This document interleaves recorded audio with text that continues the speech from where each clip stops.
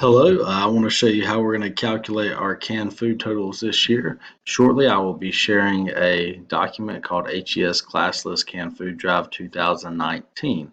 Whenever you pull this up, this is what the document will look like. There'll be tabs across the bottom. All staff members can go to the staff tab and enter in either the money that they have donated for the canned food drive in this column here, or each day the number of canned foods that they have donated.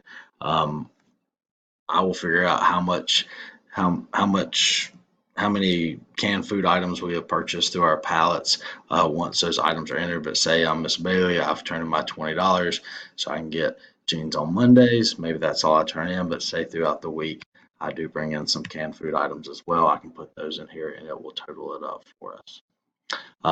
As far as classroom teachers, if you go down here to the tabs across the bottom, you can go into each tab and it'll have every students, all the class list in here.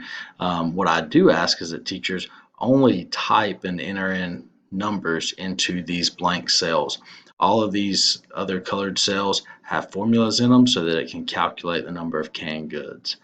So say for instance, I'm going to go into second grade here and I'm going to look at Miss Brown's class, and Monday comes along and our students come along and they bring in canned food items. So this student's going to bring in 3 canned food items. This one's 6 canned food items. This one's 7 canned food items. This one's going to bring in 8 canned food items and bring in $3. I did announce on the school messenger that each dollar will account for 5 cans, as we're going to try to buy some additional pallets of food, and it will calculate that here across the cell. So for every dollar, I've multiplied in this cell the dollar amount times 5, and it will add it up.